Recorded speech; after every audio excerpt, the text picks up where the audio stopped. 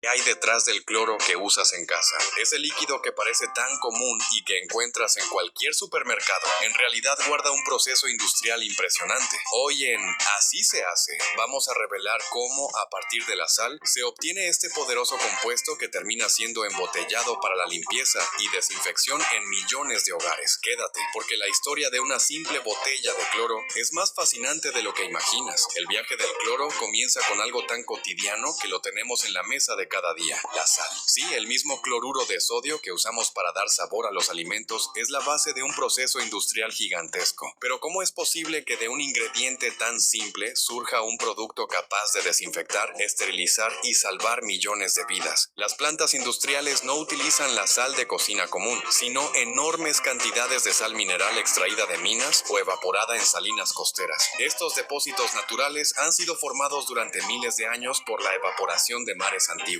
Imagina por un momento, cada grano de sal que llega a una planta es un pedazo de historia geológica que será transformado por la química moderna. Una vez recolectada, la sal se disuelve en agua pura para formar una salmuera concentrada. Este paso es crucial porque no cualquier agua sirve. Debe estar tratada para eliminar impurezas que podrían interferir en el proceso posterior. Aquí entra una primera pregunta intrigante. ¿Sabías que la calidad del agua es tan importante como la calidad de la sal para obtener un cloro de uso doméstico seguro? Lo sorprendente es que este paso inicial, que parece tan sencillo, es en realidad la base de todo lo que viene después. Si la salmuera no tiene la concentración exacta, la electrólisis no funcionará de manera eficiente. Por eso, antes de pasar al siguiente nivel, se realizan pruebas constantes en laboratorio para verificar densidad, pureza y estabilidad. En este punto, lo que tenemos es una mezcla clara y aparentemente inofensiva, agua con sal disuelta. Pero en cuestión de horas, esa mezcla será transformada por la electricidad en sustancias que pueden limpiar hospitales, potabilizar agua e incluso detener la propagación de enfermedades. ¿Cómo se da esa transformación tan radical? Esa es la pregunta que nos lleva al corazón del proceso, la electrólisis. La verdadera transformación de la salmuera ocurre en una etapa fascinante, la electrólisis. A primera vista podríamos imaginar una máquina complicada, pero la idea detrás de este proceso es simple y poderosa. Usar electricidad para separar los elementos ocultos en la sal. ¿Cómo puede una corriente eléctrica convertir un líquido transparente en compuestos tan distintos como hidrógeno, hidróxido de sodio y cloro? Todo sucede en las llamadas celdas electrolíticas. Estas enormes instalaciones industriales contienen compartimentos separados por membranas o diafragmas que permiten controlar hacia dónde se mueven los iones. En un extremo se genera gas hidrógeno, en el otro aparece hidróxido de sodio y en el centro surge el gran protagonista, el gas cloro, de color amarillento verdoso y con un olor penetrante. Lo sorprendente es que sin la aplicación de electricidad, esta separación jamás ocurriría de manera natural. La corriente eléctrica actúa como una llave invisible que rompe los enlaces entre los átomos y reorganiza los elementos. Es un proceso tan controlado que cada celda funciona como un corazón latiendo,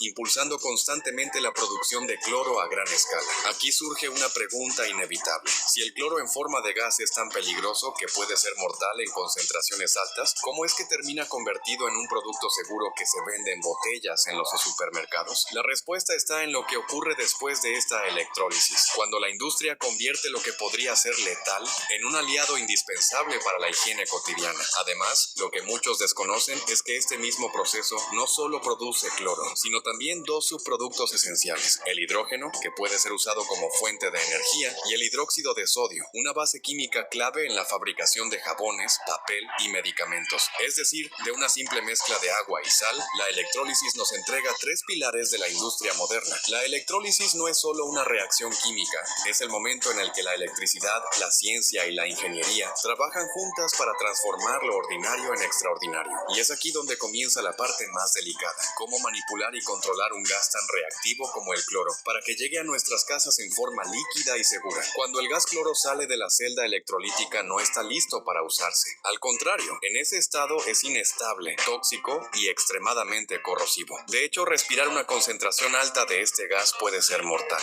Entonces, ¿cómo logran las industrias manejarlo sin poner en riesgo a los trabajadores ni al medio ambiente? La respuesta está en un sistema de control y purificación que funciona como una red de seguridad química. El gas es primero conducido a torres de enfriamiento, donde se reduce su temperatura para volverlo más manejable. Después pasa por compresores industriales que lo presurizan, y en ese proceso se eliminan impurezas que podrían alterar su comportamiento. Este paso es vital fundamental, porque un cloro contaminado no solo sería ineficiente, sino también peligroso para su posterior transformación en productos de limpieza o desinfección. En algunos casos, el cloro se almacena temporalmente en tanques especiales, diseñados para soportar su carácter corrosivo. Estos tanques están hechos de materiales resistentes y cuentan con válvulas de seguridad que evitan fugas. Basta con un error mínimo en esta etapa para que el gas se escape y provoque accidentes graves, por lo que los protocolos son extremadamente rigurosos. Aquí surge la pregunta intrigante: ¿cómo es posible que algo tan hostil llegue a convertirse en un aliado de la limpieza diaria? La clave está en la siguiente etapa: cuando el gas cloro se combina de manera controlada con hidróxido de sodio, transformándose en una solución líquida mucho más estable y segura. El hipoclorito de sodio, el verdadero contenido de la botella de cloro que compramos en el supermercado. Este tratamiento del gas cloro es como domesticar a una bestia salvaje. Si se controla con precisión, puede convertirse en un recurso invaluable. Si se maneja mal, se transforma en un riesgo letal. Esa dualidad es lo que hace tan fascinante este proceso industrial.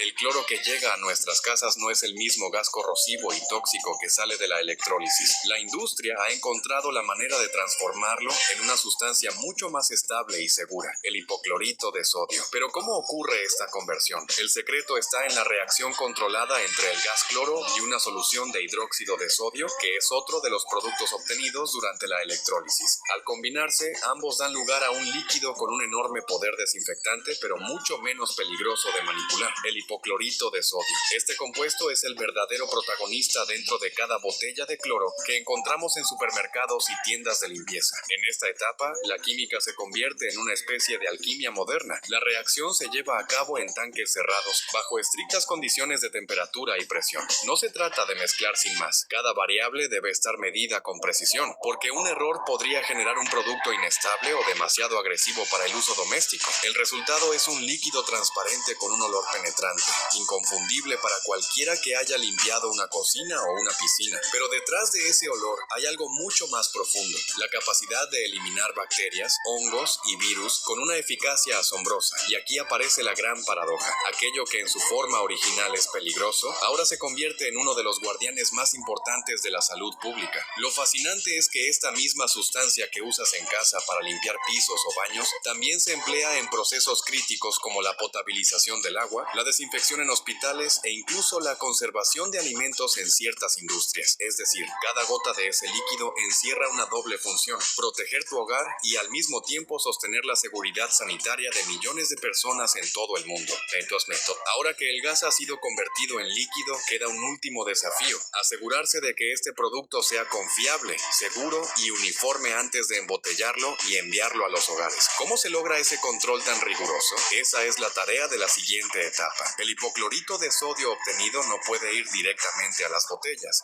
Antes de que se considere listo para el uso doméstico, debe atravesar una fase crítica: el control de calidad. En esta etapa, la ciencia y la seguridad se convierten en protagonistas. El líquido se somete a un sistema de filtrado que elimina cualquier partícula sólida o impureza que pudiera haberse colado durante el proceso. Esto es fundamental, porque un cloro contaminado no solo perdería efectividad, sino que también podría dañar los envases o resultar peligroso para el consumidor. Luego viene la parte más minuciosa: el análisis de laboratorio. Técnicos especializados toman muestras de cada lote y verifican la concentración exacta del producto. La mayoría de las presentaciones comerciales contienen una solución de entre 3 y 6% de hipoclorito de sodio en agua. ¿Por qué es tan importante ese rango? Porque garantiza que el cloro sea lo suficientemente fuerte para desinfectar, pero lo bastante seguro para manipularse en el hogar. Además, se mide el pH, la estabilidad química y la pureza de la mezcla. Si un lote no cumple con los parámetros establecidos, se descarta inmediatamente. La exigencia es tan alta que incluso una pequeña desviación puede significar que miles de litros de producto se pierdan.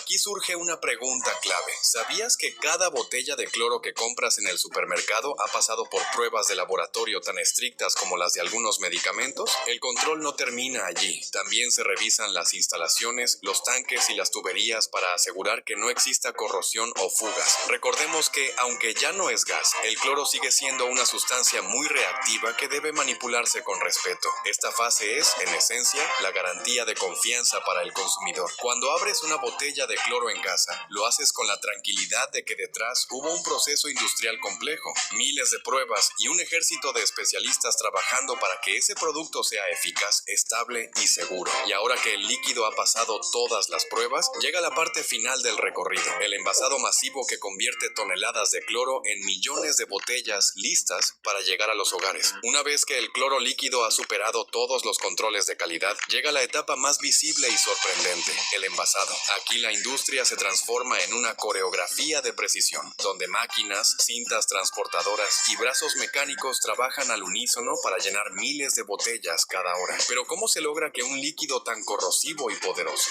sea almacenado de manera segura en envases de plástico? Todo comienza con la fabricación de las botellas. Generalmente se utilizan plásticos resistentes como el polietileno de alta densidad, un material capaz de soportar la naturaleza reactiva del cloro sin degradarse con facilidad. Estas botellas son moldeadas en grandes máquinas de soplado que les dan la forma exacta para ser prácticas, resistentes y fáciles de transportar. Una vez listas, las botellas entran en las líneas de llenado automático. El hipoclorito de sodio fluye desde enormes tanques a través de tuberías protegidas hasta boquillas que dosifican con precisión el contenido. En cuestión de segundos, una botella vacía se convierte en un recipiente lleno y listo para cerrarse. Después llega el sellado hermético, que asegura que el líquido no se derrame ni pierda su efectividad con el paso del tiempo. Cada tapa se coloca y se ajusta con máquinas que aplican la presión exacta, garantizando la seguridad del producto. ¿Te has fijado en el sonido de un sello roto al abrir una botella por primera vez? Ese pequeño detalle es el resultado de un sistema diseñado para que tú seas la primera persona en usar el producto, evitando manipulaciones previas. Una vez cerradas, las botellas pasan a la fase de etiquetado. Aquí no solo se imprime el nombre de la marca, sino también advertencias de seguridad, instrucciones de uso y la concentración del producto. Cada etiqueta es más que un adorno. Es la carta de identidad que asegura que el consumidor sepa cómo manipular correctamente el cloro. Finalmente, las botellas se agrupan en paquetes, se colocan en cajas y se cargan en enormes pallets listos para ser distribuidos a supermercados, tiendas y mayoristas. Lo que comenzó con un simple grano de sal en una planta industrial, ahora está listo para llegar a tu hogar en forma de una botella confiable y segura. Y así, entre ciencia, ingeniería y precisión, el ciclo del cloro se completa. De los depósitos de sal milenarios a la repisa de tu cocina. Lo que comenzó como un simple grano de sal terminó transformándose en un producto esencial que millones de personas usan todos los días sin detenerse a pensar en el asombroso recorrido detrás de una botella de cloro. Desde la electrólisis, pasando por la manipulación de un gas peligroso, hasta llegar al envasado seguro en plástico resistente, cada etapa es un ejemplo de cómo la ciencia y la industria convierten lo ordinario en extraordinario. Pero ahora la pregunta es para ti. ¿Te imaginabas que el cloro, ese líquido tan común en tu casa, tuviera un proceso tan complejo y lleno de secretos industriales? ¿Crees que sin él podríamos mantener la higiene de hospitales, piscinas o incluso el agua potable que bebemos? Déjame tus comentarios. Quiero leer tu opinión.